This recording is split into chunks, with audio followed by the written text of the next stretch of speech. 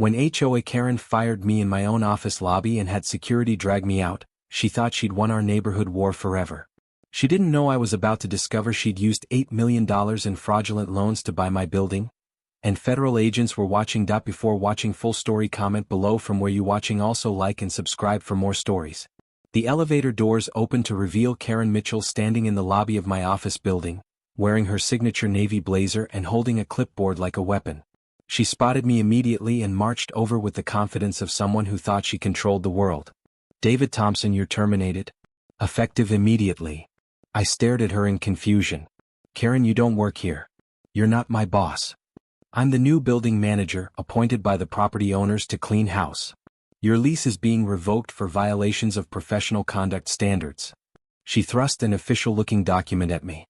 "You have 20 minutes to collect your personal items and vacate the premises. Security will escort you out if necessary." I looked around the lobby of Thompson Plaza, the building I'd been leasing office space in for 3 years. Other tenants were watching the confrontation with shock and embarrassment. "Karen, this is insane. I have a valid lease and I haven't violated anything. Your consulting business operates outside acceptable professional standards for this building. The ownership has decided your presence is incompatible with our desired tenant profile." My mind raced. Karen lived in my neighborhood where she served as HOA president, making everyone's life miserable with petty rules and power trips. But I had no idea she had any connection to my office building. "Who exactly appointed you building manager?" She smiled coldly. "Meridian Property Group. They've hired me to upgrade the tenant quality in their portfolio buildings." My stomach dropped. 3 months ago, Thompson Plaza had been sold to Meridian Property Group. I'd received notice of the ownership change but hadn't thought much about it. Now Karen was somehow connected to my new landlords. "I'm calling my lawyer," I said, pulling out my phone. "You're calling no one. Security will remove you if you don't leave voluntarily." 2 security guards appeared from behind the reception desk. They looked uncomfortable but approached slowly. "Sir, we need you to come with us," the lead guard said apologetically. "This is completely illegal. I have tenant rights." "Sir, we're just following orders from building management." I found myself being escorted from my own office building while Karen watched with satisfaction. 3 years of building my consulting business, and I was being thrown out by my neighbor who somehow had become my landlord. Outside on the sidewalk, I called my lawyer, Jennifer Park, who specialized in commercial real estate. "Jennifer, I just got evicted from my office by my HOA president. She claims to be the new building manager." "David, that makes no sense. HOA presidents don't become commercial property managers overnight. Something's not right here." She said Meridian Property Group hired her to upgrade tenant quality. "I'll research Meridian immediately. In the meantime, document everything. If this is wrongful eviction, we have strong grounds for a lawsuit." I spent the rest of the day calling clients from my car, explaining that I'd been locked out of my office and would be working remotely until the situation was resolved. The humiliation was crushing. Karen had somehow gained power over my professional life and used it to destroy me in the most public way possible. That evening, Jennifer called with disturbing news. "David, I researched Meridian Property Group. It's a shell company registered 3 weeks ago. The listed address is a mailbox service." "What does that mean?" "Someone created a fake company to buy your building. I need to dig deeper into the ownership records." "Jennifer, could Karen have bought the building herself?" "That's what I'm afraid of. If she's using a shell company to hide her ownership, this could be a massive case of fraud and harassment." I spent a sleepless night thinking about Karen's long campaign against me. As HOA president, she'd fine me for everything from leaving my trash can out 12 hours early to having guests park on the street during parties. She tried to get my home business license revoked, claiming my consulting work violated residential zoning. She'd filed noise complaints about my home office phone calls. Now she'd somehow gained control of my professional workspace and was using it to destroy my career. The next morning, I drove to the building and tried to enter through the main lobby. The security guard stopped me at the door. "Sir, you're not authorized to enter this building. I lease office space here. I have rights." "Ma'am said you're permanently banned from the premises." Karen appeared from the elevator, looking pleased with herself. "David, I told you to stay away. You're trespassing now." "Karen, I don't know how you bought this building, but you can't just steal people's offices." "I didn't steal anything. Meridian Property Group purchased this building legally and decided your business doesn't meet our standards." "What standards?" I'm a management consultant with Fortune 500 clients. You're a disruptive influence who doesn't respect authority. That makes you incompatible with our professional environment. She was talking about our HOA disputes. Karen was using her personal grudge to destroy my professional life. I'm calling the police. Go ahead. You're the one trespassing on private property. Officer Rodriguez arrived and listened to both sides of the story. The situation was complex. Karen had legal documents showing building ownership, but I had a valid lease agreement. This appears to be a civil matter, Officer Rodriguez concluded. You'll need to resolve it through the courts. But as he was leaving, Karen made a crucial mistake. Officer, I want this man arrested for trespassing. He's been harassing me for months at our neighborhood HOA meetings. Officer Rodriguez stopped and turned around. Ma'am, are you saying this is related to a personal dispute? He's a troublemaker who doesn't respect community standards. That's why we had to remove him from the building. So this isn't just about tenant violations? This is connected to neighborhood disputes.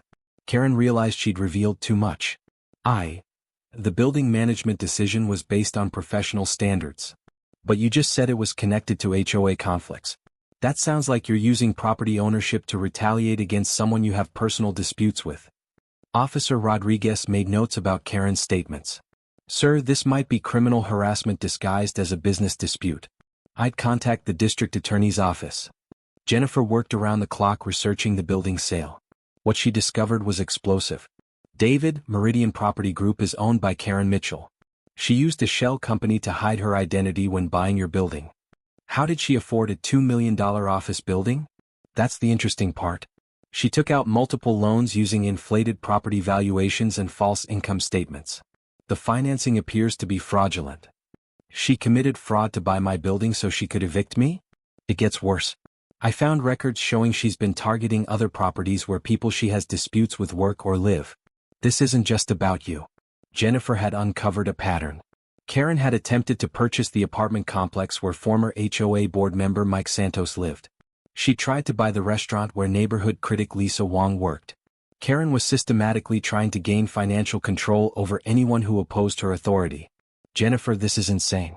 She's trying to buy her way into controlling people's lives. And she's using fraudulent financing to do it. The FBI needs to know about this. The federal investigation moved quickly. Agent Sarah Martinez specialized in financial crimes and was fascinated by Karen's scheme.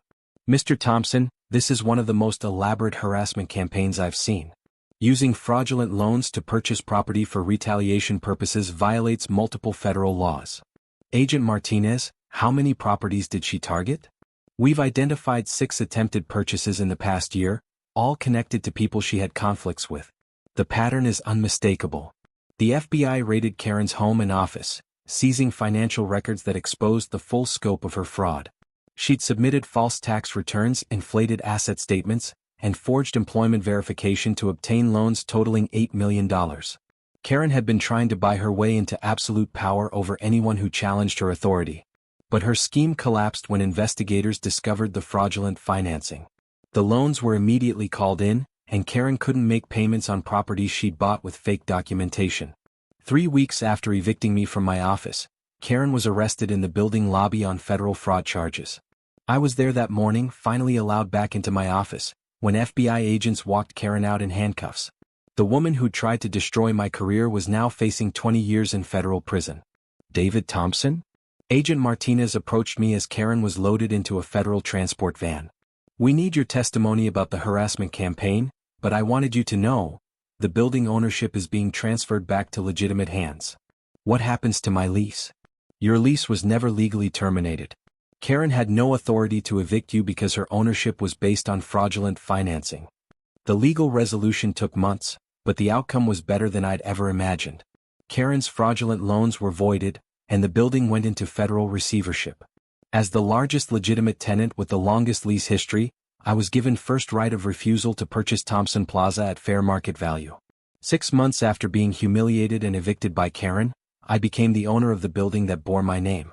The irony was perfect.